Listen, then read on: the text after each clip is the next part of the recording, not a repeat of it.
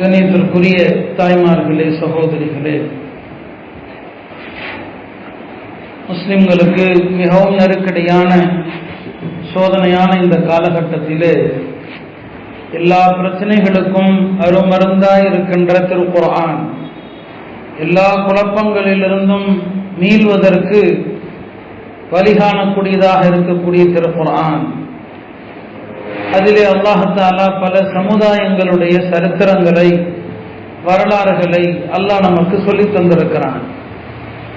இன்றைய தினம் அந்த திருமறை சொல்லுகின்ற வரலாறுகளிலிருந்து ஒரு வரலாறைத்தான் உங்களுக்கு நான் சொல்ல விரும்புகிறேன். நமக்கு ஈமானுடைய பாடத்தை கற்றுத்தருகின்ற ஒரு அழகான ஒரு சரித்திரம். அது ஈமானுடைய வாழ்க்கை கற்றுத்தருகின்ற ஒரு அழகான சரித்திரம். அது அந்த சரித்திரம் திருமறையினுடைய அல் கஹஃப் என்ற அத்தியாயத்திலே வருகிறது. கஹஃப் என்று சொன்னால் குகை. ஒரு காலகட்டத்திலே வாழ்ந்த சில வாலிபர்கள் தங்களது ஈமானை பாதுகாப்பதற்காக குகையிலே ஒதுங்கியவர்கள், அவர்களை அஸ்ஹாபுல் கஹஃப், குகைவாசிகள் என்று நாம் அழைக்கிறோம். அந்த சரித்திரத்தை தான் இன்றைக்கு உங்களுக்கு நான் நினைவூட்ட விரும்புகிறேன். அருமையானவர்களே, ஆரம்பமாக இந்த கஹஃப் சூராவினுடைய ஒரு சில சிறப்புகளையும் உங்களுக்கு நான் சொல்லிக்கொண்டு, பிறகு இந்த சூரா அருளப்பட்ட வரலாறு, அதிலே அல்லாஹ் என்ன சரித்திரத்தை சொல்லுகிறான், அதிலே நமக்கான படிப்பினை என்ன என்பதை பற்றி சில விஷயங்களை நினைவு கூற கடமைப்பட்டிருக்கிறேன். இந்த சூறாவை பற்றி பெருமானார் ஸல்லல்லாஹு அலைஹி வஸல்லம் அவர்கள் சொன்னார்கள், யார் ஒருவர் இந்த கஹஃப் சூறாவினுடைய ஆரம்பமாக உள்ள அந்த 10 வசனங்களையோ அல்லது கடைசியாக உள்ள இறுதியிலே உள்ள 10 வசனங்களையோ, இந்த சூறாவினுடைய தொடக்கத்தில் உள்ள 10 வசனங்கள் அல்லது இந்த சூறாவினுடைய இறுதியிலே இருக்கிற 10 வசனங்களை யார் ஓதுவாரோ அவருடைய தலையிலிருந்து பாதம் வரை அல்லாஹ் தஆலா ஒளியால் நிரப்புகிறான் என்று சொன்னார்கள்.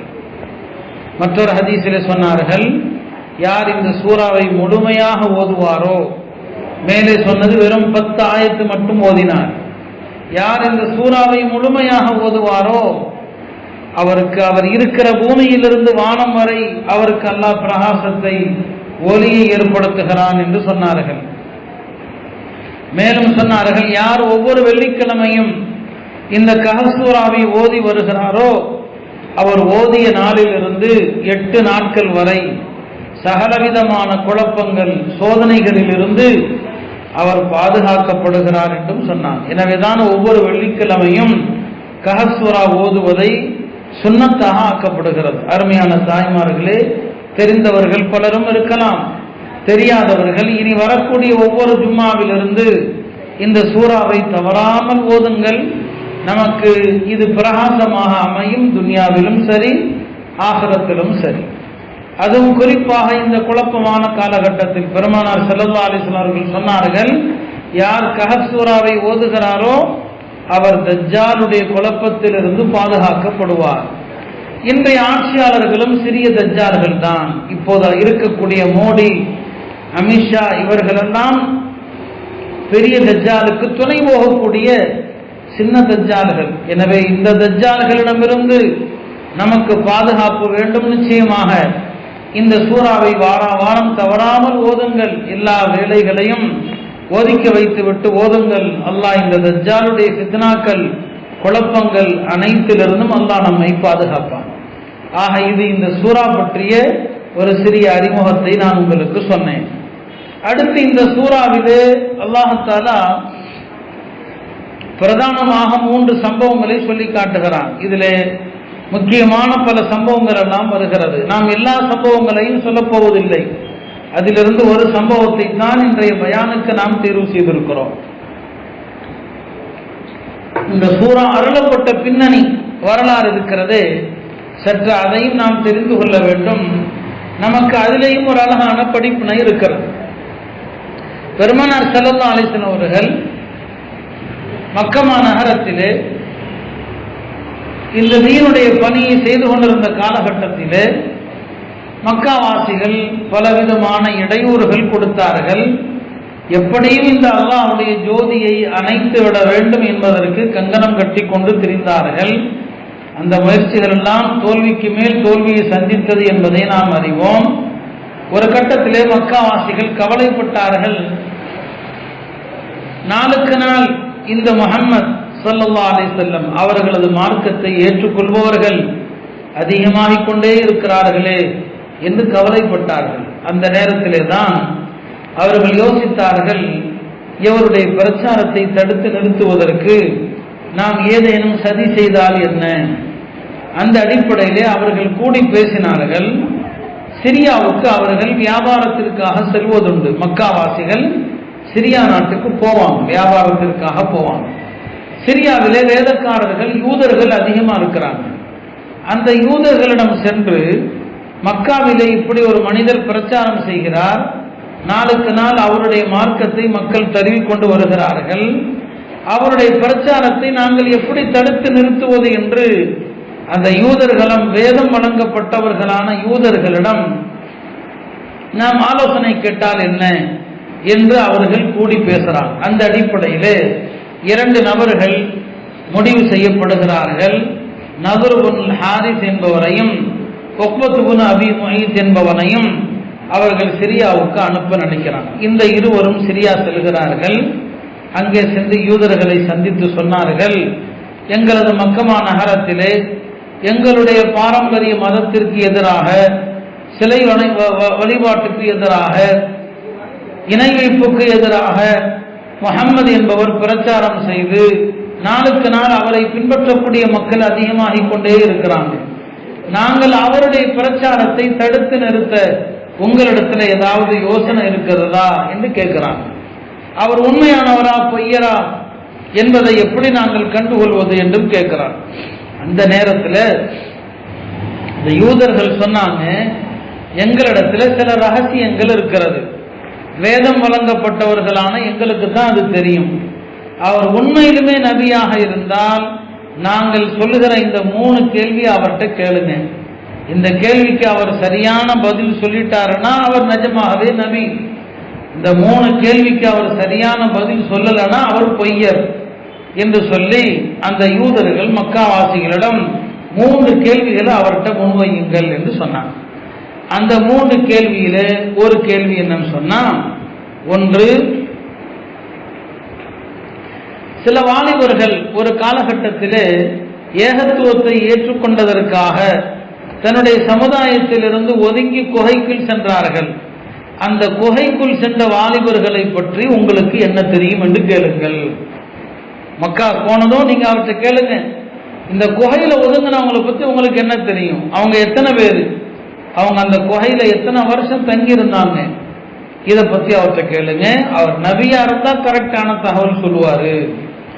2வது கேள்வி என்ன, அந்த நபியிடம், அந்த முஹம்மது அவர்களிடம் நீங்கள் கேளுங்கள், இந்த உலகம் முழுவதையும் ஒருவர் சுற்றி ஆட்சி செய்தார், கிழக்கு மேற்குகளை எல்லாம் ஆட்சி செய்தார், முழு உலகத்தையும் ஆட்சி செய்த அந்த மன்னர் யார் என்று அவரிடம் கேளுங்கள். அவர் நிஜமா நபியா இருந்தா பதில் சொல்லுவார், இல்லைன்னா அவரால் சொல்ல முடியாது. 3வது கேள்வி, அவரிடத்தில் ரூஹ், உயிர் என்றால் என்ன, உயிருடைய உண்மை நிலை என்ன, அதை பத்தி கேளுங்க. அவர் நபியா இருந்தா விளக்கம் சொல்வார். இந்த 3 கேள்விக்கு விட கேளுங்க அப்படின்னு சொல்லி அனுப்பி வைக்கிறாங்க. அவர்களும் அதை கேட்டுவிட்டு மக்காவுக்கு திரும்புகிறார்கள். நேராக பெருமானாரிடம் சென்று இந்த 3 கேள்விக்கு நீங்கள் பதில் சொல்லுங்கள் பார்க்கலாம். குகையில் ஒதுங்கிய வாலிபர்கள், உலகை ஆட்சி செய்த மன்னர் யார், ரூஹ் என்றால் என்ன அப்படின்னு கேட்கிறான். பெருமானார் ஸல்லல்லாஹு அலைஹி வஸல்லம் அவர்கள் அல்லாஹ் தனக்கு வஹி மூலமாக அறிவித்து கொடுப்பான் என்ற நம்பிக்கையிலே அவர்கள் சொன்னார்கள், நாளை வாருங்கள் நான் உங்களுக்கு சொல்லுகிறேன். அவங்க நினைச்சாங்க வஹி வந்துடும், நாளைக்கு பதில் சொல்லிடலாம் என்று. ஆனா வஹி வரல. 1 நாள் ஆனது, 2 நாள் ஆனது, 3 நாள் ஆனது. இந்த 3 கேள்விகளுக்கான பதில் அல்லாஹ்ட்ட இருந்து வரல. பெருமானாருக்கு அல்லாஹ் சொல்லி கொடுத்தால் தெரியும். அவங்க முன் சென்ற வேதங்களை படித்ததில்லை, அவங்க உம்மி நபி, பழைய வேதங்களை அவங்க பார்த்ததில்லை, படித்ததில்லை. அல்லாஹ் வஹி மூலமா சொன்னாதான் தெரியும். நாட்கள் நகர்கிறது, இந்த 3 கேள்விக்கான விடை வரல. 10 நாள் ஆகுது, 12 நாள் ஆகுது. மக்காவாசிகள் எல்லாம் ஏளனம் செய்ய ஆரம்பித்து விட்டார்கள். பார்த்தீர்களா, அல்லாஹ்விடமிருந்து தனக்கு செய்திகள் வருகிறது என்று சொன்னாரே, இப்படியானால் இந்த கேள்விக்கு ஏன் பதில் வரலை, ஒரு பொய்யர் என்பது தெளிவாகிவிட்டது. இஸ்லாத்தை ஏற்றுக்கொண்ட சிலருக்கே சந்தேகம் வந்துருச்சு, ஏன் இந்த 3 கேள்விக்கு இன்னும் பதில் சொல்லாம காலதாமதம் செய்றாங்கன்னு சொல்லி. ஒரு 15 நாள் நிறைவடைந்த பிறகு அல்லாஹ் பெருமானார் ஸல்லல்லாஹு அலைஹி வஸல்லம் அவர்களுக்கு அந்த 3 கேள்விகளுக்கான பதிலை இந்த கஹஃப் சூரா மூலமாக உணர்த்துவதோடு, அதற்கு முன்னால அந்த பதிலை சொல்றதுக்கு முன்னால அல்லாஹ் பெருமானாருக்கு ஒரு அழகான ஒரு ஒழுக்கத்தை கற்றுக் கொடுத்தான். என்ன அது? ரசூல் ஸல்லல்லாஹு அலைஹி வஸல்லம் அவர்கள் அந்த 3 கேள்வியை பத்தி மக்கா காபிர்கள் கேட்டபோது நாளை சொல்வேன்னு சொன்னாங்க, இன்ஷா அல்லாஹ்னு சொல்ல மறந்துட்டாங்க.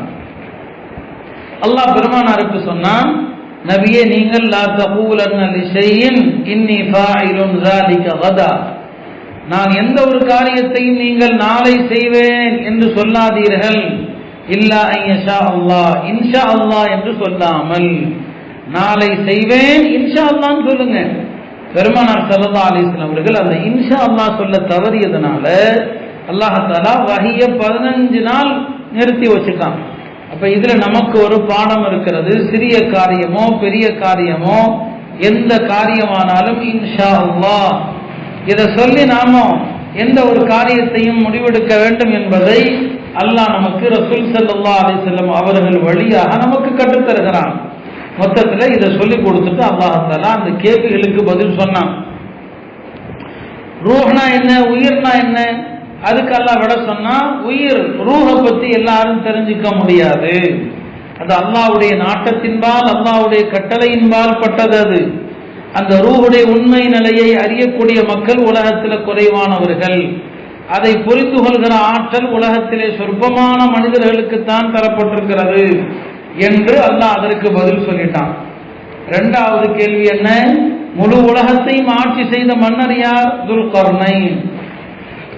அதுவும் இந்த கஹஃப்ல வருது. வயஸ்அலூனக அன் துல்கர்னைன், துல்கர்னைன் என்பவரை பற்றி கேட்கிறாங்க, நீங்க பதில் சொல்லுங்கள் அவர் யாருன்னு சொல்லி அல்லாஹ் அவரை வர்ணிக்கிறான். அந்த துல்கர்னைன் யாரு, அவர் என்னென்ன செஞ்சாரு, யஜூஜ் மஜூஜ் என்கிற கூட்டத்தார் அவர்கள் நுழையாமல் தடுப்பதற்கு அவர் கட்டிய தடுப்பு சுவர், இதையெல்லாம் கஹஃப் சூராவுடைய கடைசியில அல்லாஹ் சொல்லி காட்டுறான்.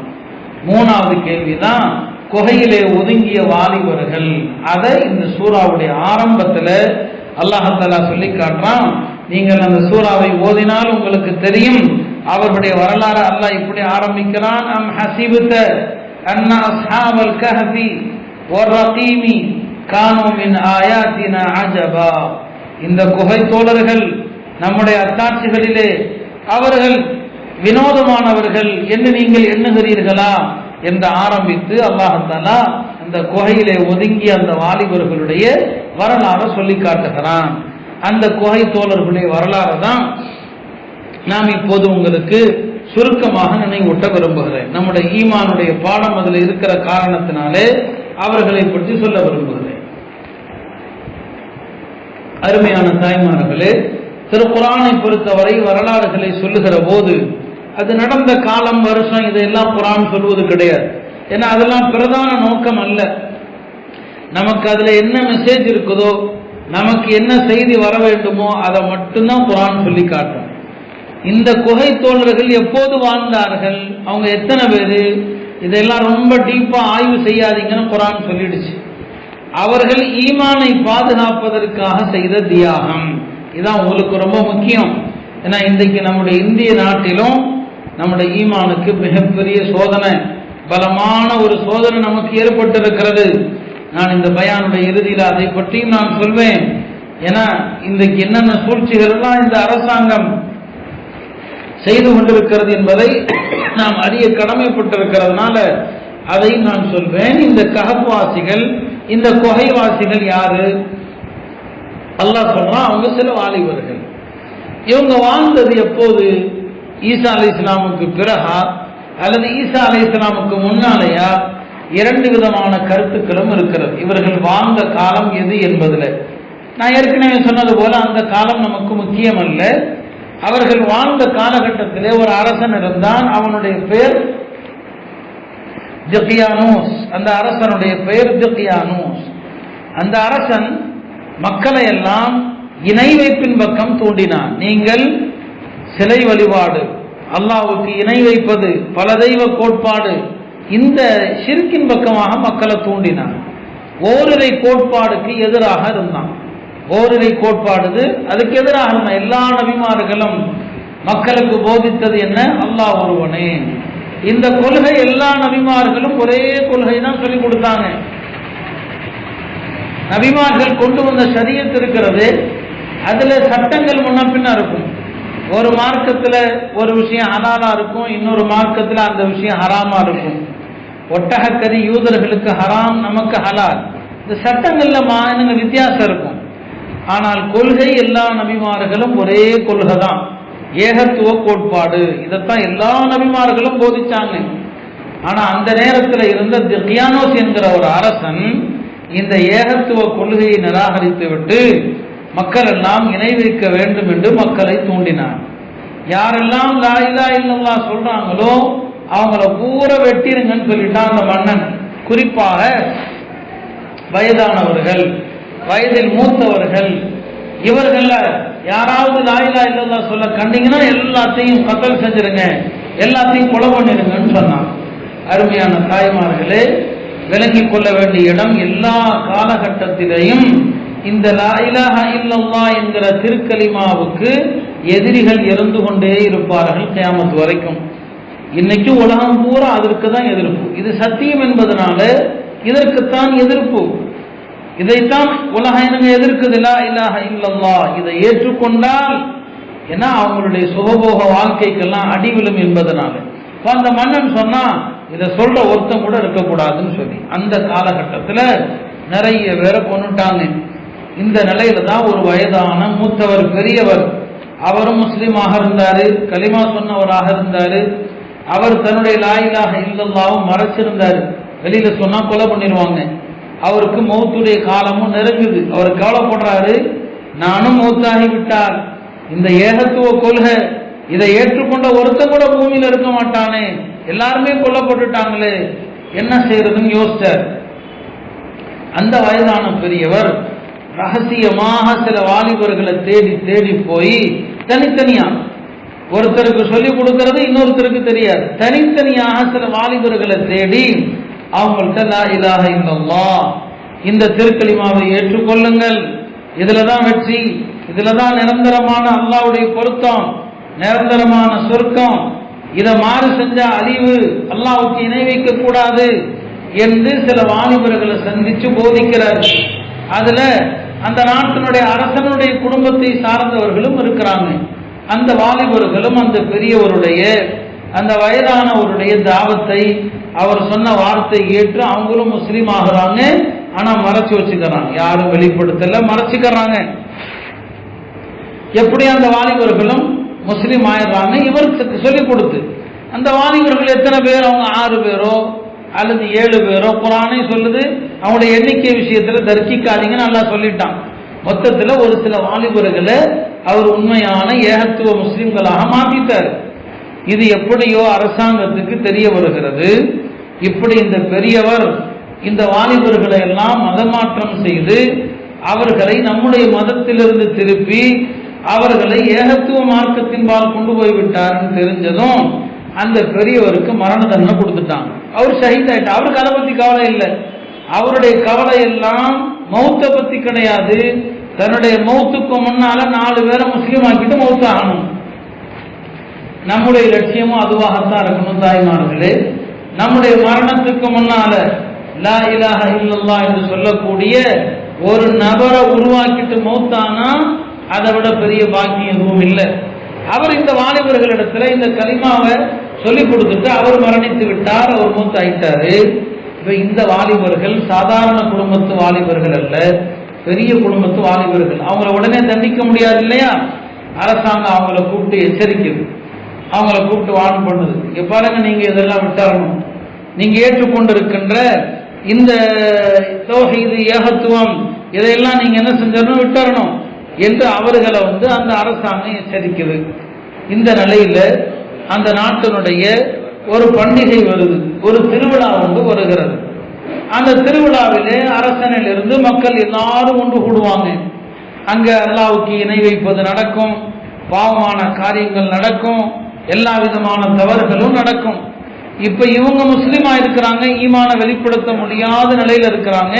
இதுல இன்னொரு முக்கியமான விஷயம் என்னன்னு சொன்னா, இன்னொரு முக்கியமான செய்தி, இந்த 7 பேருமே இவர்களில் இன்னார் முஸ்லிம் என்பது மற்றவங்களுக்கு தெரியாது.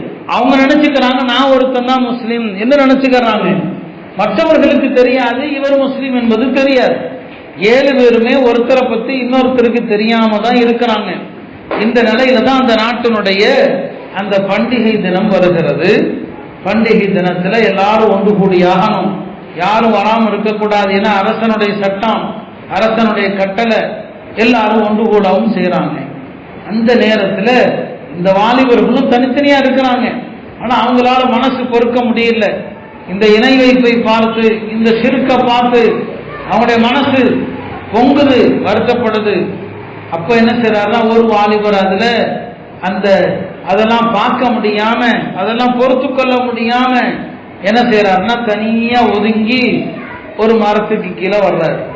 ஏன்னா குறைஞ்சபட்சம் ஒரு தீமை நடக்குதுன்னு சொன்னா அதை என்ன செய்யணும், வாயால சொல்லி தடுக்கணும், கரத்தால தடுக்கணும். அதுவும் முடியலன்னா குறைஞ்சபட்சம் மனதளவிலாவது வெறுக்க வேண்டும், மனதிலாவது அந்த தீமையை வெறுக்க வேண்டும். இதான் மார்க்கம் நமக்கு சொல்லித் தருகின்ற, மார்க்கம் கற்றுத்தருகின்ற வழிமுறையாக இருக்குது. இப்ப பார்த்தாங்க, இந்த வாலிபர்கள் ஒருத்தர் என்ன செய்யறாருன்னா, எழுந்து அந்த மரத்துக்கு கீழே வந்துடுறாரு, வந்து உட்கார்ந்து இருக்கிறாரு. கொஞ்ச நேரத்துல பார்த்தா இன்னொரு வாலிபர் வர்றாரு. ஆனா அவருக்கு தெரியாது, தம்பி இந்த பசங்களை சத்தம் போடாம கோச்சலாம்.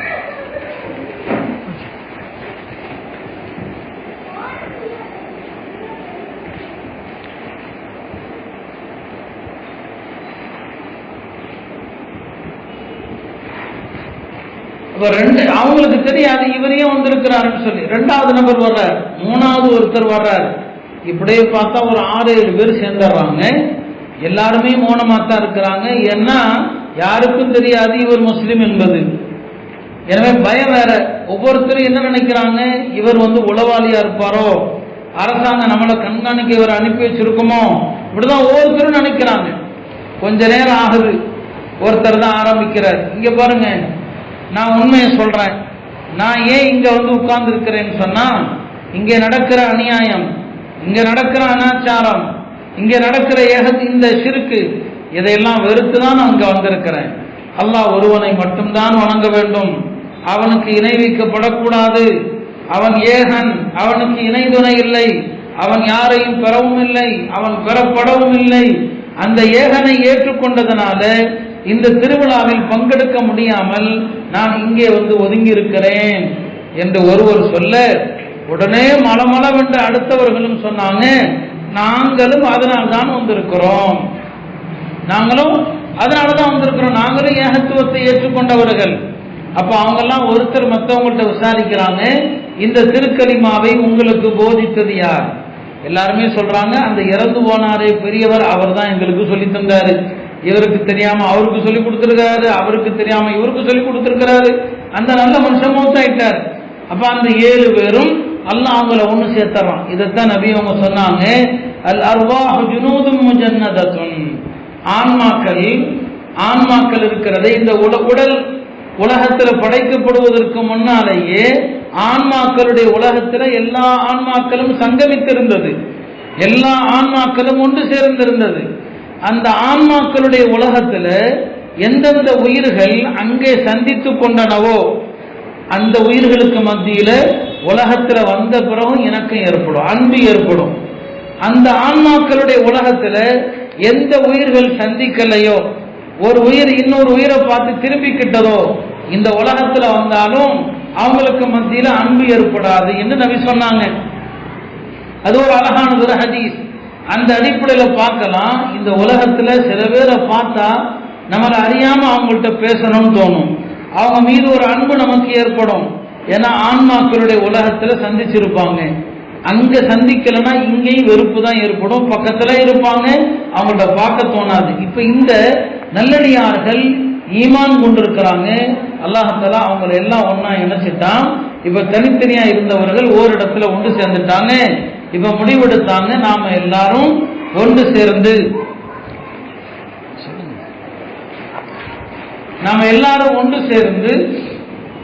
நாம இந்த ஏகத்துவ மார்க்கத்தை என்ன செய்யணும், கடைபிடிக்கணும், ஒருவருக்கொருவர் ஒத்துழைப்பாக இருக்கணும் என்று தங்களுக்கு இடையில அவர்கள் பேசி முடிவெடுத்து கொண்டு அவங்க மூமின்களாக வாழ்றாங்க. இது அரசாங்கத்துக்கு எப்படியோ தெரிய வருகிறது. ஆஹா, இவர்கள் எல்லாம் மீண்டும் இந்த ஏகத்துவத்தை இவர்கள் பரப்பிக் கொண்டிருக்கிறார்களே என்று அவர்களுக்கு தெரிய வந்து, அப்ப அவங்கள மன்னர் மிரட்டுறார், அவர்களை மிரட்டுறார். மிரட்டினாலும் கூட அவகாசம் கொடுக்கிறார். நான் உங்களுக்கு இவ்வளவு கால அவகாசம் தர்றேன், அதுக்குள்ள நீங்க உங்களுடைய இந்த மார்க்கத்தை விட்டுறணும், இந்த நாட்டினுடைய மதம் என்னவோ அதைத்தான் பின்பற்ற வேண்டும் என்று எச்சரிக்கிறார். இப்ப அந்த வாலிபர்கள்லாம் யோசிக்கிறாங்க, நாம என்ன செய்யறது?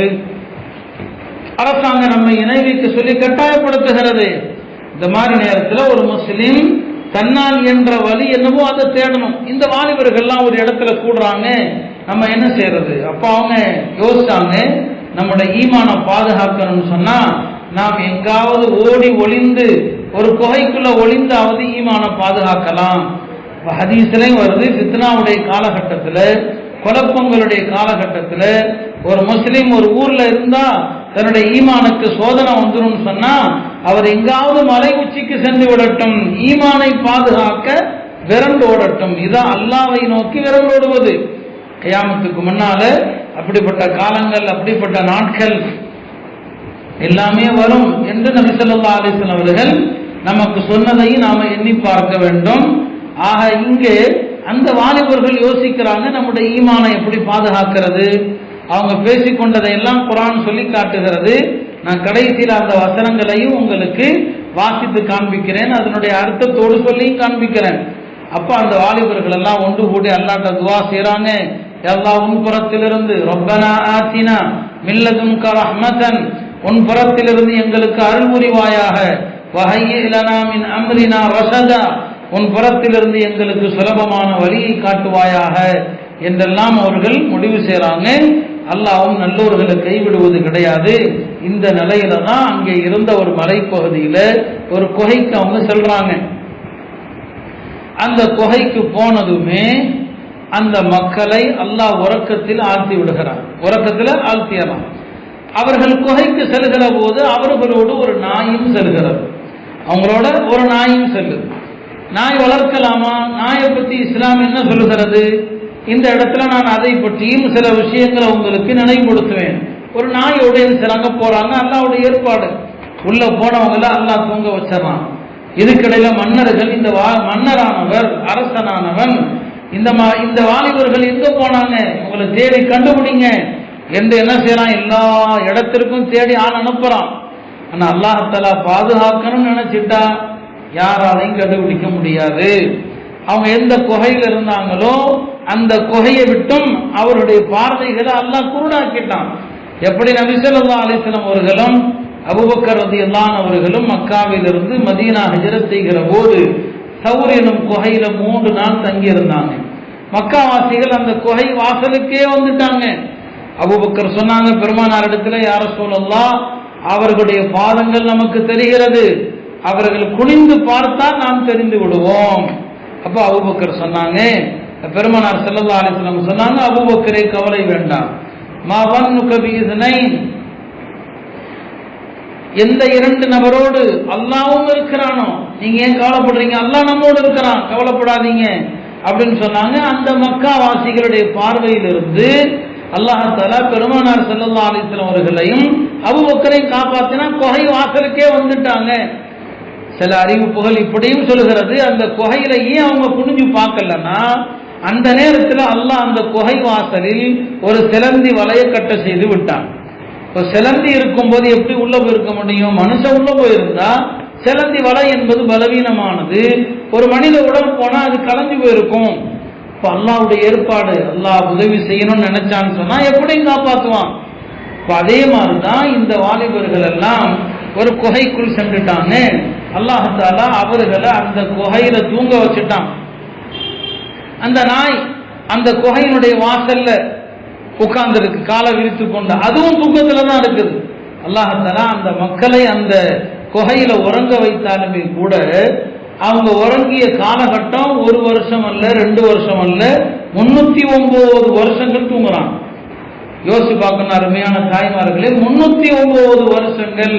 இத குர்ஆன் சொல்லுகிறது. 309 வருஷம். 309 வருஷம் ஒரு மனுஷன் தூங்க முடியுமா? நமக்கு ஒரு இரவு தூங்குறதுக்கே சில பேர் மாத்திரை போடுறாங்க, ராத்திரி தூக்கம் வராம 1 மாத்திரை 2 மாத்திரை போடுறவங்க எல்லாம் இருக்கிறாங்க. அல்லாஹ் தஆலா தூக்கத்தையும் ஒரு சக்கீனாவாக, மனிதனுக்கு அமைதியை தரக்கூடியதாக ஆக்கி இருக்கிறான். பத்ர் போர்க்களத்துல அல்லாஹ் தஆலா சஹாபாக்களுக்கு நிம்மதியான தூக்கத்தை கொடுத்ததா சொல்றான். இது யுஹஷீகுமுன் நுஆஸ அமனதம் மின்ஹு. அல்லாஹ் உங்களுக்கு தூக்கத்தை கொடுத்தான். போர்க்களத்துல யாருக்காவது தூக்கம் வருமா? அது எதிரிகள் 1000 பேர் இருக்கிறாங்க, எல்லா ஆயுதங்களோட வந்திருக்கிறாங்க. முஸ்லிம்கள் 313 பேர் இருக்கிறாங்க. ஆயுதங்கள் இல்ல, உடஞ்ச வாளு உடஞ்ச கத்தி தான் இருக்குது. இப்படிப்பட்ட நிலையில மறுநாள் காலையில யுத்தம் நடக்க போகுதுன்னா யாருக்காவது உறக்கம் வருமா தாய்மார்களே? ஆனால் அல்லாஹ் அங்கே உறக்கத்தை கொடுத்தான். நிம்மதியா தூங்குங்க. அல்லாஹ் தஆலா அந்த இரவு அவங்களுக்கு தூக்கத்தை கொடுத்ததுனாலதான் காலையில எழுந்திருக்கிற போது உற்சாகமா எழுந்தாங்க, உற்சாகத்தோடு இருந்தாங்க. மறுபக்கம் அந்த காபிர்களோ இரவெல்லாம் ஆட்டம் பாட்டம் கும்மாளம் மது என்றெல்லாம் மூழ்கி கிடந்தாங்க. அடுத்த நாள் காலையிலே அவர்கள் புறமுதுகிட்டு தோற்கடிக்கப்பட்டு ஓடினார்கள் அல்லவா? அதே போலதான் இந்த குகையில போனதும் அல்லாஹ் தஆலா அவங்களுக்கு நிம்மதியான தூக்கத்தை கொடுத்துட்டான், அழகான உறக்கத்தை கொடுத்துட்டான். 309 வருஷம் தூங்குறாங்க. இப்ப 309 வருஷம் தூங்குனா ஒரே மாதிரி ஒரே இடத்துல உறங்கிட்டு இருந்தா ஏதாவது ஆயிடக்கூடாதுன்னு சொல்லி அல்லாவே அவங்களுடைய உடலை புரட்டுறான். குர்ஆன் அதையும் சொல்லுது. வலப்பக்கமாக இடப்பக்கமாக அவர்களை நாம் புரட்டி கொண்டே இருந்தோம் என்பதாக நீங்க சொல்றான். 309 வருஷங்கள் தூங்கின பிறகு இப்ப அல்லாஹ் தஆலா அவர்களை கண்விழிக்க செய்யறான். மௌத்தாக அல்ல. அல்லாஹ் நினைச்சா 309 வருஷமும் தூங்க வைக்க முடியும். மௌத்தாக அல்ல. அல்லாஹ் தஆலா 309 வருடங்களுக்கு பிறகு அவங்களை கண்விழிக்க செய்யறான். எதற்காக தெரியுமா? 2 காரணம் அல்லாஹ் சொல்றான். ஒன்று, அவர்கள் தெரிந்து கொள்ள வேண்டும் இந்த குகையில நாம எத்தனை வருஷம் தங்கி இருக்கிறோம், அவங்க தெரிந்து கொள்ளட்டுமே அப்படிங்கிறதுக்காக. 2வது, அந்த நேரத்திலே வாழ்ந்த மக்களுக்கு ஒரு படிப்பினை. அல்லாஹ் தஆலா இறந்தவர்களை மறுபடியும் உயிர்ப்பிப்பான். 309 வருஷம் தூங்க வச்சு அவர்களை உறக்கத்திலிருந்து எழச் செய்த அந்த அல்லாஹ் தான் மரணித்தவர்களையும் மறுபடி உயிர்ப்பிப்பான் என்பதை காட்டுவதற்காக 309 வருஷத்துக்கு பிறகு அல்லாஹ் அவர்களை கண்விழிக்க செய்யலாம். இப்ப அவங்க தூங்கி எஞ்சிட்டாங்க. தூங்கி எஞ்ச பிறகு அவங்க தங்களுக்கு மத்தியில பேசிக்கிறாங்க, நம்ம எத்தனை நாள் தூங்கி இருப்போம். அவங்களுக்கு என்ன தெரியுதுன்னு சொன்னா, நம்ம ஒரு நாள் தூங்கி இருப்போம், ஒரு 1/2 நாள் தூங்கி இருப்போம்னு நினைச்சுக்கிறாங்க. ஒரு நாளோ 1/2 நாளோ தூங்கி இருப்போம்னு நினைக்கிறாங்க. அப்படி நினைக்கிறதுக்கு ஒரு காரணமும் இருந்தது. யோசிச்சு பாருங்க, ஒரு மனுஷன் 300 வருஷம் தூங்கி இருந்தான்னா 300 வருஷத்துக்கு பிறகு அவர் உறக்கத்திலிருந்து எழுந்திருக்கும் போது அவருடைய கையில நகங்கள் நீண்டு வளர்ந்திருக்கணும். 1 வாரம் வெட்டாம விட்டாலே நகம் வளர்ந்துடும். நகங்கள் வளர்ந்திருக்கணும். தாடி தலைமுடி பயங்கரமா வளர்ந்திருக்கணும். மொத்தத்தில் உடம்பு கோரமாகத்தான் இருக்கணும். ஆனா அந்த மக்கள் தூங்கி எஞ்சி பார்த்தா அவங்களுக்கு எப்படி தோணுச்சு, நேற்று தான் குகைக்கு வந்தோம் இல்லையா, இப்போ ஒரு 1/2 நாளோ 1 நாளோ தூங்கி எஞ்ச மாதிரி ஃபீலிங். உடம்பு அப்படிதான் இருக்குது. 309 வருஷம் தூங்கி எஞ்சா எப்படி உடல் மாறி இருக்கணுமோ எந்த மாற்றமும் இல்லை. அவங்க நினைக்கிறாங்க ஒரு நாள் தூங்கி இருப்போம், 1/2 நாள் தூங்கி இருப்போம். அப்புறம் அவங்களே சொல்லிக்கிறாங்க, இந்த பிரச்சனையை விடுங்கப்பா, நம்ம எத்தனை நாள் இங்க தூங்கணுங்கிறத அல்லாஹ் அறிவான். இப்போ முதல்ல பசிக்குது, நமக்கு இப்போது பசிக்கிறது. அதனால என்ன செய்யுங்க, ஒரு வெள்ளிக்காசை கொடுத்து, அந்த வெள்ளிக்காசு எப்போ உள்ளது, 309 வருஷத்துக்கு முன்னால் உள்ள வெள்ளிக்காசு. அந்த வெள்ளிக்காசை கொடுத்து உங்களில் யாராவது ஒருத்தர் போய் சாப்பாடு வாங்கிட்டு வாங்க, பசிக்குது, நல்ல தூய்மையான சாப்பாடை வாங்கிட்டு வாங்க. அப்படி சாப்பாடு வாங்க போகும்போது கவனமா போங்க, எச்சரிக்கையாக போங்க. இவர்கள் நம்மை அடையாளம் கண்டுவிடக்கூடாது. ஏன்னா அவங்க பயத்தில் இருக்கிறாங்க. அவங்க நினைச்சிட்டு இருக்கிறாங்க அவங்க குகைக்கு வரும்போது எந்த மன்னர் ஆட்சியில் இருந்தாரோ அதே மன்னர் தான் தியானோஸ் என்கிற அந்த மன்னர் தான் இப்ப இருக்கிறான்.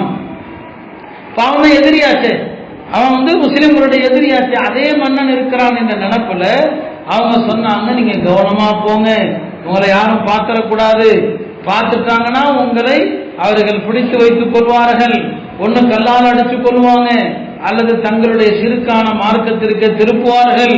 எனவே நீங்க சிறுக்கு செஞ்சிட்டீங்கன்னா வெற்றி பெறவே முடியாது அப்படின்னு சொல்லி வெள்ளி காசை கொடுத்து அனுப்புறான்.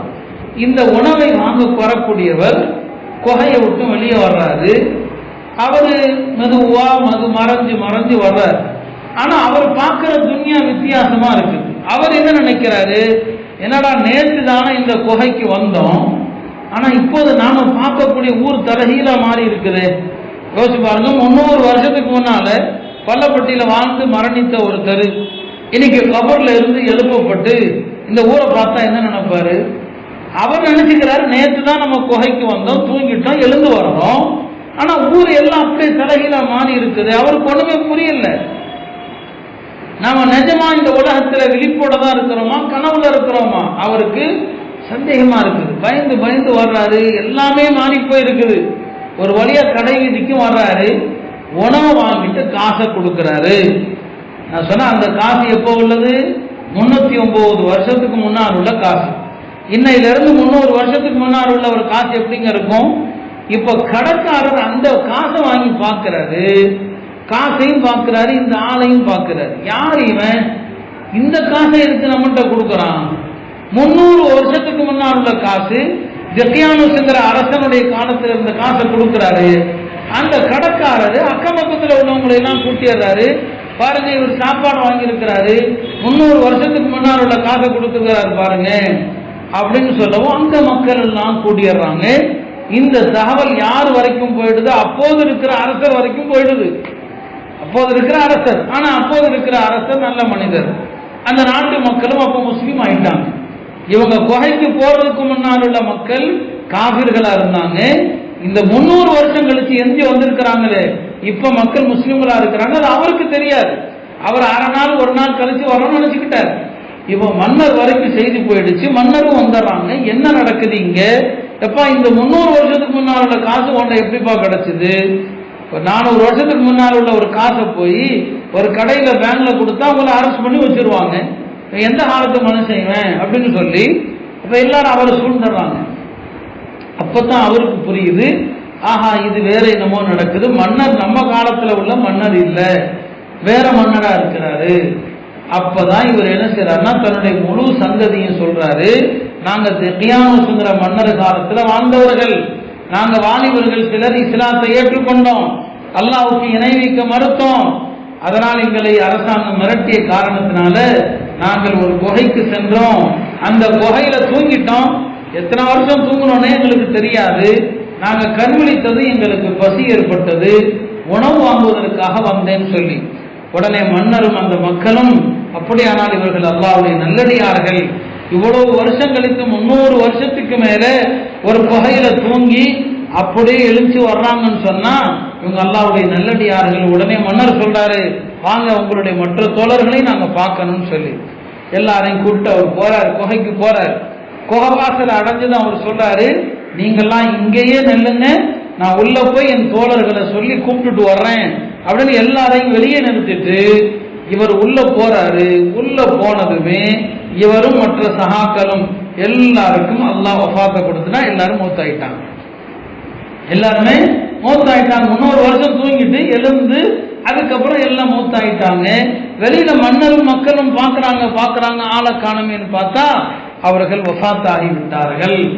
அப்ப அந்த மக்கள் எல்லாம் பேசிக்கிறாங்க, இவங்க அல்லாஹ்வுடைய அடியார்கள், ஏன் அல்லாஹ் இப்படி ஒரு சம்பவத்தை நமக்கு காட்டினா அப்படிங்கிறத அவங்க பேசிக்கிட்டாங்க. அந்த காலத்துல வாழ்ந்த முஸ்லிம்கள்ட்ட ஒரு சர்ச்சை ஏற்பட்டு இருந்தது. என்னன்னு சொன்னா, மனிதன் மரணித்த பிறகு அல்லாஹ் மறுபடியும் எழுப்புவான். அப்படி எழுப்புறது அல்லாஹ் உயிர்களை மட்டும் எழுப்புவானா, உடலோடு சேர்த்து எழுப்புவானா? உயிர்களை மாத்திரம் அல்லாஹ் எழுப்புவானா அல்லது உடலோடு சேர்த்து எழுப்புவானா என்று ஒரு சர்ச்சை எழுகிறது. அந்த நேரத்தில் அல்லாஹ் தஆலா அவர்களுக்கு இந்த பாடத்தை கற்றுக் கொடுக்கிறான். அல்லாஹ் மரணித்த பிறகு உடலோடு சேர்த்து தான் எழுப்புவான். உயிர்கள் மாத்திரமல்ல, உடலும் சேர்த்து தான் எழுப்பப்படும். நாளை மண்ணறையிலிருந்து மக்கள் எழுப்பப்படுகிற போது உடலோடு சேர்த்து தான் எழுப்பப்படுவாங்க. இந்த உண்மையை காட்டுறதுக்கு தான் பாருங்க 309 வருஷம் தூங்குனாங்க. அல்லாஹ் தஆலா அவர்களை எப்படி எழச் செய்தானோ அதே மாதிரிதான் நீங்க கபர்ல பல ஆயிரம் ஆண்டுகள் கபர்ல நீங்கள் மரணித்து வாழ்ந்தாலும் அல்லாஹ் உங்களை உடலோடு எழுப்புவான் என்பதை காட்டுவதற்கு தான் அல்லாஹ் இப்படி ஒரு பாடத்தை அவர்களுக்கு கற்றுக் கொடுத்தான்.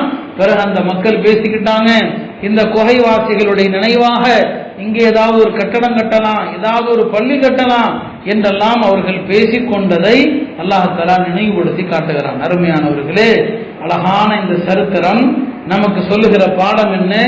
ஈமானுக்காக இஸ்லாத்துக்காக தியாகம் செய்த மக்களை அல்லாஹ் நினைச்சான்னு சொன்னா எப்படி வேண்டுமானாலும் பாதுகாப்பான். அல்லாஹ் எப்படி வேண்டுமானாலும் அவர்களை பாதுகாக்க முடியும் என்கிற ஒரு பாடத்தை தான் அல்லாஹ் இங்க நமக்கு சொல்லி காட்டுவதை நாம எண்ணி பார்க்கணும். இந்த இடத்துல இன்னொன்றை நாம எண்ணி பார்க்கிறோம். 309 வருஷம் தூங்கின மக்கள் அவங்களுடைய உடலை அல்லாஹ் தஆலா அப்படியே பாதுகாக்கிறான். எந்த ஆபத்தும் இல்லாம எந்த கஷ்டமும் இல்லாம அல்லாஹ் அவங்கள பாதுகாக்கிறான். அவங்களோட ஒரு நாயும் சென்றதாக அல்லாஹ் சொல்லி காட்டான். குர்ஆன் சொல்லுது வகல்புஹும். இந்த நாய்ங்கிற வார்த்தையை இந்த சூறால அல்லாஹ் தஆலா பல தடவை சொல்லி இருக்கிறான். அவர்களுடைய நாய், அவர்களுடைய நாய், அவர்களுடைய நாய், குறைஞ்சது ஒரு 4 தடவையாவது வந்திருக்கும். இப்ப நம்முடைய மார்க்கத்துல நாய் வளர்க்க கூடாது. பெருமானார் சொன்னாங்க, யார் ஒருவன் நாய் வளர்க்கிறானோ அவன் செஞ்ச அமல்களில் 2 கீராத்துடைய அமல்கள் அழிஞ்சு போயிடும் சொன்னாங்க. நாய் வளர்க்க கூடாது. ஆனா பாதுகாப்புக்காக வளர்க்கலாம். விவசாய பண்ணையை பாதுகாக்கிறதுக்கு வளர்க்கலாம், வேட்டைக்காக வளர்க்கலாம். வேற காரணமே இல்லாம நாய் வளர்க்க கூடாது. நாய் இருக்கிற வீட்டுக்கு மலக்குமார்கள் வரமாட்டார்கள். எந்த வீட்டுல உருவப்படம் இருக்கிறதோ, எந்த வீட்டுல குளிப்பு கடமையாகி குளிக்காம இருக்கிறாங்களோ, எந்த வீட்டுல நாய் இருக்கிறதோ இந்த வீடுகளுக்கு மலக்குமார்கள் வரமாட்டார்கள் என்று பெருமானார் ஸல்லல்லாஹு அலைஹி வஸல்லம் சொன்னாங்க. அப்படி இருக்க இந்த நல்லோர்கள் நாயோட போனாங்களே, அந்த நாய் நல்ல மக்களோடு இருந்த காரணத்தினால அந்த நாயும் புனிதமாகி விட்டது. நாய் மார்க்கத்தில் ஒதுக்கி வைக்கப்பட்ட ஒரு பிராணி. ஆனால் நல்லோர்களுடைய தொடர்புல, சாலிஹீன்களுடைய தொடர்புல அந்த நாய்க்கும் அல்லாஹ் தஆலா கண்ணியத்தை கொடுத்துட்டான். அல்லாஹ் வகல்புஹும் வகல்புஹும், அவர்களுடைய நாய், அவர்களுடைய நாய் என்று அல்லாஹ் 4 தடவை சொல்றான்னா பார்த்துக்குங்க. நல்ல மக்களோடு இணைவதனால ஒரு நாய்க்கு கண்ணியம் கிடைக்குதுன்னு சொன்னா நாம யாரோட இணையணும், யாரோட பழகணும்?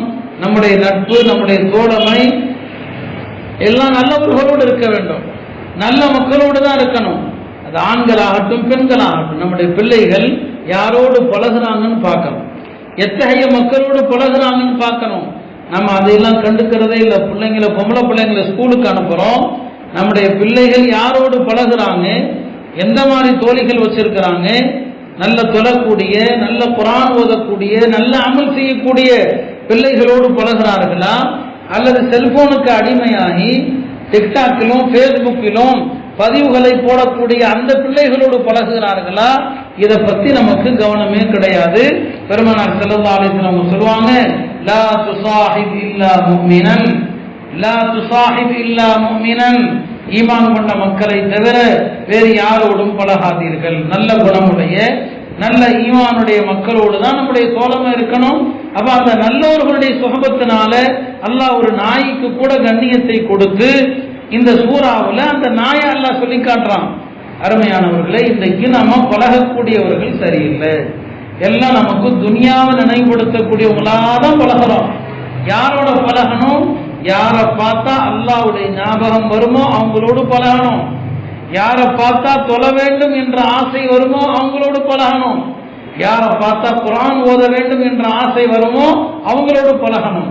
நாம பழகிறது பூரா யாரோட பழகிறோம்? பணக்கார பெண்களோடு. அவங்கள பார்த்தா அவங்கள மாதிரி நகை போடணும்னு ஆசை வரும், அவங்கள பார்த்தா அவங்கள மாதிரி செலவுடுத்தணும்னு ஆசை வரும், அவங்கள பார்த்தா அவங்க வீட்டு வசதி நம்ம வீட்டுக்கு வரணும்னு ஆசை வரும். பூரா துன்யா, துன்யா நாசமான துன்யா. நபி அவங்க சொன்னாங்க, அத்துன்யா மல்ஊனத்துன் வமா ஃபீஹா, உலகம், உலகத்தில் உள்ள எல்லாம் சபிக்கப்பட்டது, எல்லாம் சாபத்திற்குரியது.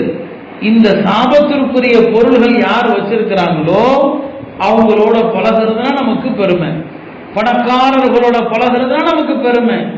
ஆனா பண வசதி இல்லாத அல்லாஹ்வுடைய நல்லடியார்கள், நல்ல பழக்க வழக்கமுடையவர்கள், நல்ல இபாதத்துடையவர்கள், அவங்கள பார்த்தா நமக்கு ஒரு இலக்காரம். அருமையானவர்களே, நல்லோர்களோடு பழகுவதன் மூலம் ஒரு நாயும் கண்ணியம் பெற்றது. திருக்குரான் கியாமத்து வரைக்கும் ஓதப்படுது. இந்த நாயும் சேர்ந்துதான் குரான்ல ஓதப்படுது. அல்லாஹ் அந்த நாயை கண்ணியப்படுத்தி சொல்றான். எனவே நல்ல மக்களோடு நம்முடைய தொடர்புகள் இருக்கணும். நம்முடைய பிள்ளைகள்கிட்டையும் சொல்லணும், நல்ல உலமாக்கள்கிட்ட பழகுங்க, சாலிஹீன்களோடு பழகுங்க, உலமாக்களுக்கு சேவை செய்யுங்க, பிள்ளைகளுக்கு கற்றுக் கொடுக்கணும், உலமாக்களுக்கு செதுவை செய்யுங்க. நல்ல மக்களோடு பழகிறதுனால நம்முடைய இம்மையும் சிறப்பாகும், நம்முடைய மறுமையும் சிறப்பாகும் என்பதை இந்த இடத்துல நாம யோசித்து பார்க்க வேண்டும். ஆக அந்த அடிப்படையில் இது அல்லாஹ் நமக்கு சொல்லித் தருகின்ற ஒரு பாடமாக இருக்கிறது. அடுத்து இந்த குழப்பமான காலகட்டத்தில், சோதனையான காலகட்டத்தில் நம்முடைய ஈமான பாதுகாக்க நம்மால் என்ன செய்ய வேண்டுமோ அதை செய்ய வேண்டும் என்பதையும் நாம் இந்த இடத்துல எண்ணி பார்க்க வேண்டும். இந்த கஹஃப் சூராவில் அல்லாஹ் தஆலா பெருமானார் ஸல்லல்லாஹு அலைஹி வஸல்லம் உங்களுக்கு சொல்லி காட்டுறான். அதுல ஒரு சில வசனங்களை மட்டும் நான் படிக்கிறேன். அல்லாஹ் நபிக்கு சொன்னான், நஹனு நகுஸ்ஸு அலைக நபஅஹும் பில் ஹக்கி. நபியே, இந்த குகைவாசிகளுடைய செய்தியை, அவர்களது உண்மையான வரலாற்றை நாம் உங்களுக்கு எடுத்துரைக்கிறோம். இன்னஹும் ஃபித்யத்துன், அவர்கள் சில வாலிபர்கள். அல்லாஹ் அவங்களை குறிப்பிடும் போதே என்ன சொல்லி காட்டுறான்? அவர்கள் சில வாலிபர்கள். வாலிபர்கள் தான் இந்த தீனுக்கு தேவை, இந்த மார்க்கத்துக்கு தேவை. அவங்க தான் இந்த மார்க்கத்தினுடைய தூண்கள். ஆனா அப்படிப்பட்ட வாலிபர்கள் தான் இன்னைக்கு என்ன செய்யறாங்க? அவங்களுக்கு மார்க்கத்துல நாட்டம் இல்லை, இபாதத்துல நாட்டம் இல்லை. பெற்றோர்கள் ஒரு வண்டியை வாங்கி கொடுத்துட்றாங்க. அதுல இது சாதாரண ரோடு, நம்ம ஊரை சுத்தி இருக்கிற ரோடுகள் ரேஸ் மைதானம் கிடையாது. ஆனா ஒரு வண்டியை வாங்கி கொடுத்து ஒரு மைதானத்துல பந்தயத்துல ஓட்டுற ரோடுன்னு நினைச்சுக்கிட்டு தாறுமாறாக வண்டி ஓட்டி தன்னுடைய இளம் வயதுல கைகால்களை இழந்து உடல் ஊனமுற்று எவ்வளவு வாலிபர்கள் இன்னைக்கு இருக்கிறாங்க நம்ம ஊர்ல.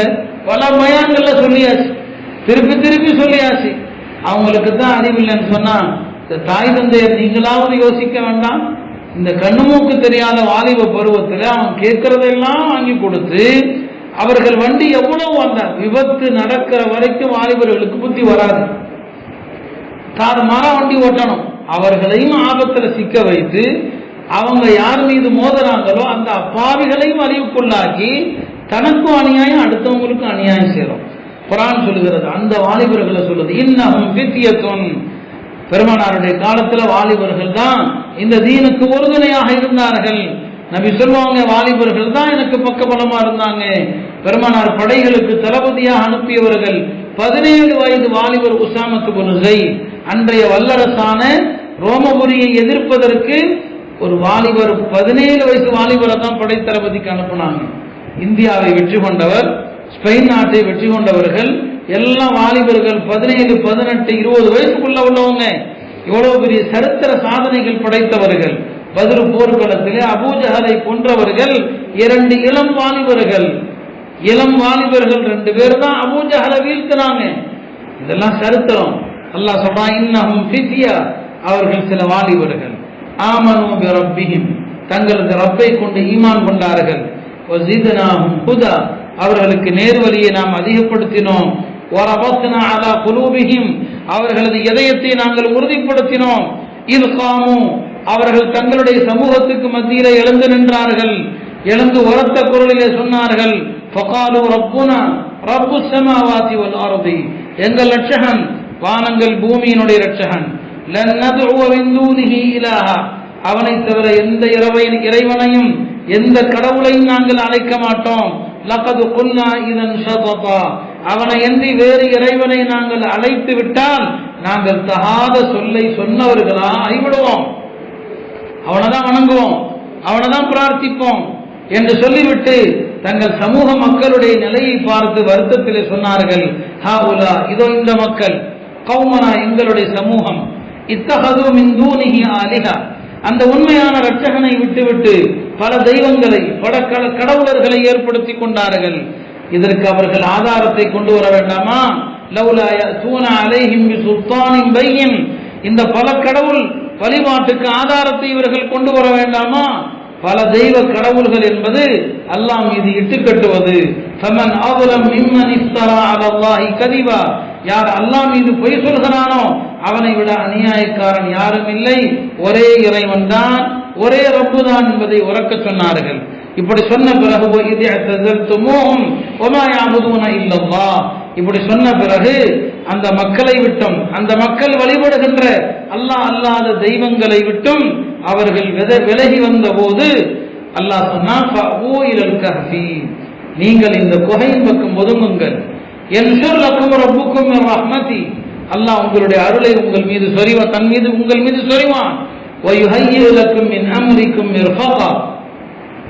அல்லாஹ் உங்களுக்கு லேசான வழிகளை காட்டுவான் என்று சொல்லி அந்த குகையில போக செய்ததையும், அந்த குகையில சூரியன் மறையும் போதும் அது உதிக்கிற போதும் எப்படி உதித்தது மறைந்தது என்பதையும் அல்லாஹ் சொல்லி காட்டுகிறான். இதையும் அல்லாஹ் சொல்றான், நீங்க அவங்கள பார்த்தீங்கன்னா அவங்க தூங்குற மாதிரி தெரியாது, கண் விழித்தவர்களை போலதான் தெரியும். அவங்க உறங்கி கொண்டிருப்பாங்க, நீங்க பார்த்தீங்கன்னு சொன்னா அவங்க முழிச்சிட்டு இருக்கிற மாதிரி தெரியும். அவர்களை வலது பக்கமாகவும் இடது பக்கமாகவும் நாமே புரட்டுகிறோம். அவர்களுடனான அந்த நாய் தன்னுடைய கைகளை விரித்து வைத்திருக்கிறது அந்த குகையினுடைய முற்றத்திலே. பிறகு அல்லாஹ் சொல்றான், அந்த குகைவாசிகளை யாராவது எட்டி பார்க்கலான்னு போனா பயந்து நடுங்கி தூக்கி வீசப்பட்டுருவாங்க. நீங்கள் அவர்களை பார்க்க நேரிட்டால் நீங்கள் விரண்டு திரும்பி வந்து விடுவீர்கள், நீங்கள் அச்சத்தால் பயந்து விடுவீர்கள் என்று அல்லாஹ் திருமறையிலே சொல்லுகிறான். பிறகு அந்த தூக்கத்திலிருந்து அவர்களை எழுப்பியதையும் அல்லாஹ் சொல்றான். பிறகு உறக்கத்திலிருந்து அவர்களை எழச் செய்தோம். தங்களுக்கு மத்தியிலே அவர்கள் பேசிக் கொள்ளட்டும், நாம் எத்தனை நாள் இதில் தங்கினோம் என்ற அந்த வரலாறுகளை எல்லாம் சொல்லிவிட்டு அந்த குகைவாசிகளுடைய எண்ணிக்கையை பற்றி மக்கள் எப்படி எல்லாம் பேசிக்கிறாங்க. சில பேர் 3 பேர் 4வதா நாய் இருந்துச்சுன்னு சொன்னாங்க, சில பேர் 5 பேர் 6வதாக நாய் இருந்துச்சுன்னு சொன்னாங்க, சில பேர் 7 பேர் 8வதாக நாய் இருந்துச்சுன்னு சொன்னாங்க. அல்லாஹ் சொல்றான், அவர்களது உண்மையான எண்ணிக்கையை அல்லாஹ் மட்டும்தான் அறிவான், ஒரு சிலர் மனிதர்களிலும் அறிவார்கள். இப்னு அப்பாஸ் அவங்க சொன்னாங்க, அந்த குகைவாசிகளுடைய எண்ணிக்கையை அறிந்த சொற்பமான மனிதர்களில் நானும் ஒருவன் என்று சொன்னான். இப்படி அல்லாஹ் தஆலா அவருடைய வரலாறை நமக்கு சொல்லி காட்டுகிறான். பிறகு சொல்றான், அந்த குகையில் அவர்கள் 309 வருடங்கள் தங்கியிருந்ததாகவும் அல்லாஹ் நமக்கு சொல்லி காட்டுறான். அருமையானவர்களே, அழகான இந்த குர்ஆனுடைய சரித்திரங்கள் அதுதான் இந்த சோதனையான காலகட்டத்தில் நம்முடைய ஈமானுக்கு வலு சேர்க்கக்கூடியவை. இது போன்ற குர்ஆனுடைய சரித்திரங்களை படியுங்கள், பிள்ளைகளுக்கு கற்றுக் கொடுங்கள், ஒருவருக்கு ஒருவர் முதாக்கரா செய்யுங்கள். அழியக்கூடிய இந்த துனியா துனியா துனியா என்கிற இந்த மோகத்தை விட்டு விட்டு குர்ஆனின் பக்கம் வாருங்கள். நான் இந்த வரலாறை என்று சொல்வதற்கு காரணம், நமது இந்திய நாடும் இந்த நிலையை நோக்கி தான் போகுது. நாம் வாழுகிற இந்த காலகட்டம் ஈமானுக்கும் ஷிர்க்குக்குமான, ஈமானுக்கும் குஃபருக்கும் இடையிலான ஒரு பெரிய போராட்ட காலத்தில் வாழ்ந்துட்டு இருக்கிறோம். மத்திய அரசாங்கம் ஒரு பக்கம் நம்முடைய எல்லா உரிமைகளையும் பறிப்பதற்குரிய சட்டங்களை ஏற்றிக் கொண்டிருக்கிறது. சிஏஏ, என்பிஆர், என்ஆர்சி என்கிற சட்டங்கள். இன்னொரு பக்கம் நம்முடைய பிள்ளைகள், இளம் சிறுவர்கள், சிறுமிகள், இவங்கள் படிக்கக்கூடிய பள்ளிகளிலே இனி வரக்கூடிய காலங்களில் கட்டாயமாக ஷிர்க்குடைய அந்த போதனைகள், சமஸ்கிருதம் படித்தாக வேண்டும், அவர்கள் சொல்லக்கூடிய சுலோகங்கள், மந்திரங்களை சொல்லி ஆக வேண்டும். இதுவெல்லாம் அடுத்து அவர்கள் கொண்டு வரப்போகிற NEP என்று சொல்லக்கூடிய சில சட்டங்கள் எல்லாம் வரவிருக்கிறது. மொத்தத்தில் ஈமானா ஷிர்கா, ஈமானா குஃப்ரா என்கிற ஒரு போராட்டகலமான ஒரு காலத்தில் நாம் நின்று கொண்டிருக்கிறோம். அருமையான தாய்மார்களே, இந்த காலகட்டத்திலும் கூட இந்த முஸ்லிம் சமூகம் தன்னை சூழ்ந்திருக்கிற ஆபத்தை விளங்காம ஆடம்பரமான திருமணம், அல்லாஹ் தான் பாதுகாக்கணும். கடந்த வாரம் கூட சில திருமணங்கள் நடந்ததாக சொன்னாங்க. எவ்வளவு ஆடம்பரம் என்பது உங்களுக்கே தெரியும். எவ்வளவு ஆடம்பரமான வீண்வரையமான வாழ்க்கை, அல்லாஹ்வுடைய அச்சம் இல்லாம நமக்கு எவ்வளவு பெரிய சூழ்நிலை, ஆபத்து நம்மை சூழ்ந்திருக்கிறது. இந்த நிலைகளிலும் இந்த தேவையில்லாத ஆடம்பரங்கள், வீண்வரையங்களை நாம் செய்து கொண்டிருந்தால் அல்லாஹ்வுடைய உதவியை நாம் எப்படி பெற முடியும் யோசிச்சு பாருங்க. வரக்கூடிய நாட்கள் இன்னும் என்னென்ன சோதனைகளை சந்திக்க போகிறோமோ தெரியல. நாம் அல்லாஹ்ட்ட உதவியை கேட்கணும், அல்லாஹ்ட்ட கெஞ்ச வேண்டிய நேரம். அல்லாஹ்விடம் கெஞ்சினாலுமே கூட அல்லாஹ்வுடைய உதவிக்கு அவன் ஒரு காலத்தை வச்சிருக்கிறான். எதிரிகளை அழிப்பதற்கு அவன் ஒரு டைம் வச்சிருக்கிறான். நம்ம கிழிக்கிற காலண்டர் என்பது வேறு, அல்லாஹ் நிர்ணயித்திருக்கிற காலம் என்பது வேறு. ஒலி குல்லி உம்மத்தின் அஜல், ஒவ்வொரு சமுதாயத்துக்கும் அல்லாஹ் ஒரு டைம் வச்சிருக்கிறான்.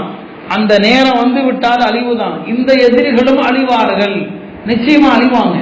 ஆனா அது நாளைக்கே நடக்கும்னு நினைச்சிடக்கூடாது. நம்ம இன்னைக்கு நோன்பு வச்சோம், இன்னைக்கு ஊர்லாம் கூடி துவா செஞ்சோம், நாளைக்கே இவங்க எல்லாம் செத்து போயின்னு நினைச்சா அது நடக்காது. அல்லாஹ் ஒரு டைம் வச்சிருக்கிறான். மூசா அலைஹிஸ்ஸலாம் ஃபிரௌனுக்கு எதிராக துவா செஞ்சாங்க. உடனே ஃபிரௌன் செத்து போயிட்டானா, அழிக்கப்பட்டானா? இல்ல, பல வருடங்கள் கழித்துத்தான் அழிக்கப்பட்டான். 40 வருஷம் 80 வருஷம் என்றெல்லாம் சொல்லப்படுது. நம்ம அல்லாஹ்ட்ட அல்லாஹ் சீக்கிரம் உதவி கொடுன்னு துவா செய்யணும். ஆனா நம்ம ஆடம்பரமான வாழ்க்கையை வாழ்ந்து கொண்டு, அநியாயங்கள் பாவங்கள் செய்து கொண்டு, பெண்களுடைய புர்காவை பத்தி பல தடவை சொல்றோம். மோசமான புர்காக்கள் அணியிறாங்க. அல்லாஹ் பாதுகாக்கணும், அல்லாஹ் மன்னிக்கணும். அருமையான தாய்மார்களே, பெண்கள் தங்களுடைய முழு அழகையும் மறைப்பதற்கு தான் புர்கா. ஆனா புர்காவே அழகை வெளிப்படுத்தி காட்டினால் அல்லாஹ் மன்னிக்கணும். இந்த சமுதாயத்தை நமக்கு அழிவை நம்ம கரங்களாலேயே தேடுறோம். சொந்த கரத்தை சொந்த காசுல சூனிய வைக்கிற மாதிரி நம்முடைய செயல்பாடுகள் மிக மோசமான ஆபத்து, பயங்கரமான ஒரு ஆபத்து நம்மை சூழ்ந்திருக்கிறது. குழந்தைகள் எல்லாம் துவா செய்ய சொல்லுங்க. பெண்கள் தஹஜ்ஜுதுல எஞ்சி அல்லாஹ்ட்ட கதறி அழுங்க, அல்லாஹ் எங்களுடைய ஈமானுக்கு ஆபத்து வரக்கூடாது, நாங்க முஸ்லிம்களா வாழ்ந்து முஸ்லிம்களா மரணிக்கணும். ஒரு பெரிய ஹஜ்ரத் சொன்னாங்க, இன்னைக்கு முஸ்லிம்கள் இந்த நாட்டுடைய சூழ்நிலையை கண்டு 3 வகையான மனிதர்கள் இருக்கிறாங்க. சிலருக்கு எதை பத்தியும் கவலை இல்லை, என்ன நடக்குது என்பதை பத்தி எந்த அக்கறையும் கிடையாது. அப்படி சிலர் உலமாக்களுடைய வழிகாட்டுதலை எதிர்பார்க்கிறாங்க, எங்களுக்கு சொல்லுங்க நாங்க எப்படி நடக்கணும்னு சொல்லி. 3வது ஒரு சாரார் இருக்கிறாங்க, அவங்க என்ன சொல்றாங்க, நெருக்கடி வந்தா பேரை கூட மாத்திக்குவோம். இப்ப என்ன இருக்குது, நம்ம முஸ்லிமான பெயர் அப்துல்லா அப்துல் ரஹ்மான்ங்கிற பேர்ல இருந்தாதான் பிரச்சனை, ஆயிஷா பாத்திமாங்கிற பேர்ல இருந்தாதான் பிரச்சனை, பேரை மாத்திடுவோம் என்று இந்த தீனை விட்டு இறங்கி வரக்கூடிய அளவுக்கும் சிலர் இன்னைக்கு தயாராயிட்டாங்க. அப்படிப்பட்ட நிலையில தான் இன்னைக்கு முஸ்லிம் சமூகம் இருக்குது. அல்லாஹ் இது போன்ற நிலைகளை விட்டு நம்மை பாதுகாக்க வேண்டும். எனவே தாய்மார்களே, இப்படி ஈமான் ஷிர்க்குடைய இந்த சோதனையான கட்டத்துல தான் இந்த கஹஃப் சூராவுடைய வரலாறு நமக்கு தெரியவிருக்குது. இதே மாதிரிதான் அன்றைக்கும் இருந்தது. கலிமாவை வெளியே சொல்ல முடியாத நிலை. இப்போது இருக்கிற அரசாங்கமும் அது மாதிரி ஒரு சூழ்நிலையில தான் இந்திய மண்ணை அவர்கள் இப்போது ஆக்கி கொண்டிருக்கிறார்கள். ஒரு முஸ்லிம் தன்னுடைய அடையாளத்தை காட்ட முடியாது, தன்னுடைய மார்க்கத்தை வெளிப்படுத்த முடியாது. இப்படியான ஒரு சூழ்நிலையில தான் குர்ஆனுடைய சரித்திரங்களை படிங்க, குர்ஆனுடைய வரலாறுகளை படிங்க. ஈமானுக்கு வலு சேர்க்கும், ஈமான்ல உறுதியை தரும், மார்க்கத்துல உறுதியான நிலையை தரும். அதுக்காக வேண்டிதான் இந்த சம்பவத்தை நாம் உங்களுக்கு சொன்னோம். கண்ட சீரியல்கள் பார்க்கறது, சினிமா பார்க்கறது, மொபைல் போன்கள்ல தகாத விஷயங்களை பார்க்கறது, மொபைல் போன்லயே கால நேரத்தை வீணாக்கிறது, இதையெல்லாம் விட்டு தயவு செய்து தௌபா செய்து பாவமற்ற வாழ்க்கை வாழ்ந்து அல்லாஹ்ட்ட கெஞ்சி இறஞ்ச வேண்டிய நேரத்தில் இருக்கிறோம். அதிகமா அமல்களை கொண்டுதான் அல்லாஹ்ட்ட நாம் உதவி தேடணும். நம்ம பெண்களை கேட்டுக்கொண்டது அதுதான், அமல்கள் செய்யுங்க. உங்களை போராட்டத்துக்கு வாங்க நம்ம கூப்பிடல, அல்லாஹ்ட்ட அமல்கள் செய்து உதவியை நாடுங்கள். அல்லாஹ் தஆலா நம்முடைய இந்த துஆக்கள் அமல்களை கொண்டுதான் இந்த நாட்டில் ஏற்பட்ட நிலையை காப்பாற்ற முடியும். இல்லைன்னு சொன்னா நாட்டினுடைய சூழ்நிலைகள் நான் வார்த்தையில விளக்க முடியாத அளவுக்கு பல மடங்கு ஆபத்தான சூழ்நிலையில் இருக்கிறோம். அருமையான தாய்மார்களே, இந்த வரலாறுகள் சொல்லப்பட்ட இந்த செய்திகளை எல்லாம் உள்வாங்கி வீடுகளில் ஈமானுடைய பாடங்களை படிங்க, தலீம் வாசிங்க, ஈமானுடைய சரித்திரங்கள் அதை பிள்ளைகளுக்கு சொல்லிக் கொடுங்க. எந்த சோதனை வந்தாலும் சரி, ஃபிரௌனுடைய வீட்டிலேயே ஃபிரௌனுடைய குழந்தைகளுக்கு வேலை பார்த்த அந்த பெண் எப்படி தன்னுடைய ஈமானை விட்டுக் கொடுக்கவில்லையோ, ஃபிரௌன் அந்த பெண்ணையும் அவருடைய குழந்தைகளையும் கொதிக்கும் எண்ணெயில தூக்கி போடப்பட்ட நேரத்தில் கூட ஈமான விடவில்லையோ, அதே போலதான் நீங்கள் எந்த சூழ்நிலை வந்தாலும் நாங்கள் ஈமானை விடமாட்டோம். இந்த பாடத்தை பிள்ளைகளுக்கும் சொல்லிக் கொடுங்க. அதே உறுதியில இருங்க. அந்த உறுதிக்கு அல்லாஹ்ட்ட துஆ செய்யுங்க. அல்லாஹ் எந்த நிலையிலும் நாங்க ஈமானை விட்டு விடக்கூடாது, எங்களுக்கு சலாமத்தான வாழ்க்கையை கொடு, ஆஃபியத்தான வாழ்க்கையை கொடு என்று அல்லாஹ்விடத்தில் இறைஞ்ச வேண்டும். இல்லாமல் அல்லாஹ் இந்த நாட்டிலே நம்மை சூழ்ந்திருக்கிற இந்த மோசமான நிலைகளிலிருந்து பாதுகாப்பை தந்து இறுதி வரை தீனுடைய அடிப்படையிலே வாழ்ந்து ஈமானோடு மரணிக்கிற நிலையை தந்துள்வானாக. முஸ்லிம் சமுதாயத்தினுடைய எல்லா விதமான விஷயங்களையும் அல்லாஹ் பாதுகாப்பானாக. இந்த கெட்ட ஆட்சியாளர்களுக்கு அல்லாஹ் மனமாற்றத்தை தந்தருவானாக. இல்லை என்று சொன்னால் அவர்கள் மீது மோசமான அழிவையும் அவர்கள் மீது மோசமான நோய்களையும் அல்லாஹ் சாத்தி விடுவானாக. வாஹிரு தாவானா அல்ஹம்துலில்லாஹி ரப்பில் ஆலமீன்.